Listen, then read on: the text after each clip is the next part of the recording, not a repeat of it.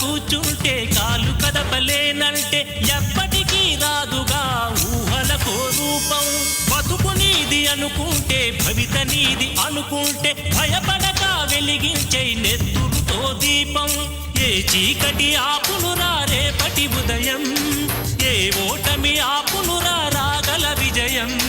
కాలమే నీ పథం, కోరికే నీ రథం, చేయరా సాహసం నీ జయం నిశ్చయం. అనుకుంటే కానిది ఏమున్నది, మనిషి అనుకుంటే కానిది ఏమున్నది.